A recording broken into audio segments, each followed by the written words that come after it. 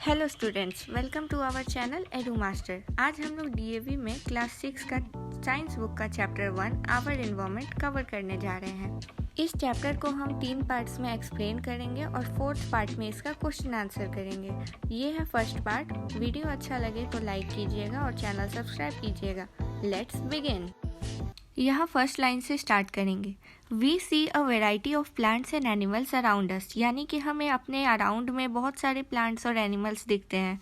They may be similar और different depending upon the geographical and climatic conditions. अब जिस जगह का जैसा क्लाइमेट होगा, यानी हॉट या कोल्ड क्लाइमेट, उस जगह पर उसी टाइप के एनिमल्स आएंगे। Living objects do not live in isolation. Living objects जो भी होते हैं वो अकेले में कोई भी नहीं रह सकते। They interact with one another and also with the non living surroundings in which they live, यानी कि वो एक दूसरे से इंटरैक्ट करते हैं और जो उनके अराउंड नॉन लिविंग होता है उसके साथ में भी रहते हैं। As a result both plants and animals get adapted to their surroundings, यानी कि दोनों प्लांट्स और एनिमल्स सब अपने सराउंडिंग्स में अडेप्ट हो जाते हैं। हम देखते हैं कि 2 टाइप के ऑब्जेक्ट होते हैं हमारी सराउंडिंग्स में, प्लांट्स और एनिमल्स इंक्लूडिंग ह्यूमन बींग्स। वो सब लिविंग कंपोनेंट्स को फॉर्म करते हैं। उन्हें बायोटिक कंपोनेंट्स भी कहते हैं। Air, water, soil, light, temperature etc are non-living and are also called abiotic components, यानी कि एयर, वाटर, सॉइल, लाइट और टेम्परेचर सारे नॉन लिविंग कंपोनेंट्स हैं और उनको एबायोटिक कंपोनेंट्स कहते हैं। दोनों बायोटिक और एबायोटिक कंपोनेंट्स साथ में लेके हमारा एनवायरनमेंट फॉर्म करते हैं। अब हम लोग बायोटिक और एबायोटिक कंपोनेंट्स को एक एक करके पढ़ेंगे। पहला है बायोटिक एनवायरनमेंट। जो भी सारे लिविंग ऑर्गेनिजम्स यानी कि प्लांट्स, एनिमल्स, ह्यूमंस सारे बायोटिक एनवायरनमेंट को फॉर्म करते हैं।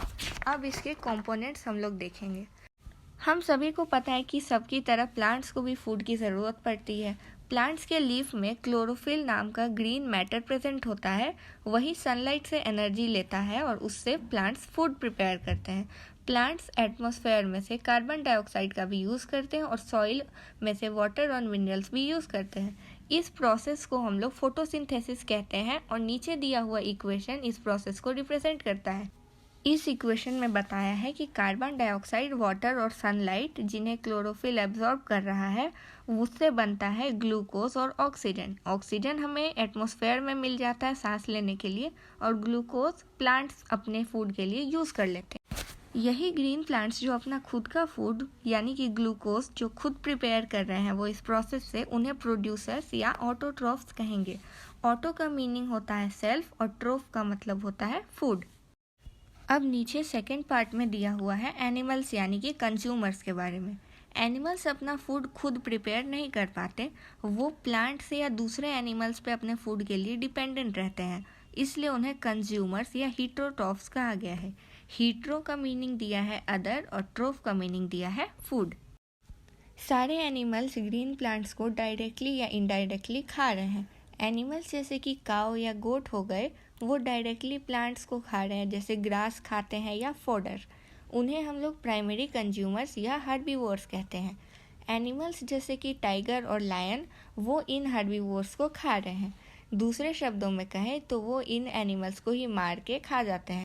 ऐसे ही एनिमल्स जो कि इनडायरेक्टली प्लांट्स को कंज्यूम कर रहे हैं उन्हें हम लोग सेकेंडरी कंज्यूमर्स या कार्निवोर्स कहेंगे। ऐसे भी कुछ एनिमल्स होते हैं जो कि दोनों प्लांट्स और एनिमल्स को खा रहे हैं, उन्हें हम ओमनीवोर्स कहते हैं। एनिमल्स जैसे कि बेयर हो गए या पिग हो गए वो सारे ओमनीवोर्स हैं। ह्यूमन बींग्स भी ओमनीवोर्स होते हैं।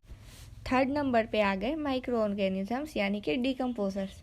प्रोड्यूसर्स और कंज्यूमर्स के साथ में डिकम्पोजर्स भी होते हैं, यानी कि ऐसे बैक्टीरियाज जो कि डेड एंड डिकेइंग प्लांट्स और एनिमल्स को कंज्यूम कर रहे हैं। ये डिकम्पोजर्स डेड और डिकेइंग प्लांट्स एनिमल्स को ब्रेक डाउन करके मिनरल्स में कन्वर्ट कर देते हैं। ये मिनरल्स सॉइल में मिक्सअप हो जाते हैं और बाद में बड़े होने वाले प्लांट्स इनको यूज़ कर लेते हैं। इस प्रोसेस को हम लोग मिनरल्स का रिसाइकलिंग कहते हैं। डिकम्पोजिशन में हेल्प करने वाले ऑर्गेनिजम्स हैं फंगी और बैक्टीरिया। वो इतने छोटे होते हैं कि हम लोग उन्हें डायरेक्टली आंखों से नहीं देख सकते, इसलिए इन्हें माइक्रो ऑर्गेनिजम्स कहते हैं। एनिमल्स जैसे कि बर्ड, जैकल, क्रो, वल्चर और काइट्स जो डेड एनिमल्स को खा जाते हैं।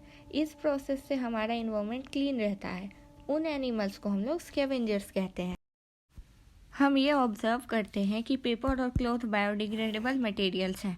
इन मटेरियल्स को माइक्रो ऑर्गेनिज्म सिंपल सब्सटेंस में ब्रेक डाउन कर सकते हैं। प्लास्टिक नॉन बायोडिग्रेडेबल है, यानी कि इसको माइक्रो ऑर्गेनिज्म सिंपल सब्सटेंस में ब्रेक डाउन नहीं कर सकते। प्लास्टिक और इसके जैसे मटेरियल्स ही इन्वायरमेंट को अफेक्ट कर रहे हैं। इनके ज़्यादा जमा हो जाने से ही नाले जाम हो जाते हैं और सिटीज़ में बहुत प्रॉब्लम होती है। प्लास्टिक मटेरियल से जलाने से हमारे एयर पॉल्यूशन हो जाता है, इसलिए हमें प्लास्टिक बैग्स यूज़ नहीं करने चाहिए। इसीलिए हमें बायोडिग्रेडेबल और नॉन बायोडिग्रेडेबल को अलग अलग करके डिस्पोज करना चाहिए। किचन में उत्पन्न होने वाले वेस्ट को भी हम लोग अपने गार्डन में मिट्टी में डाल सकते हैं। इससे माइक्रो ऑर्गेनिजम्स उस पर जल्दी एक्ट करेंगे और उससे कंपोस्ट बना देंगे।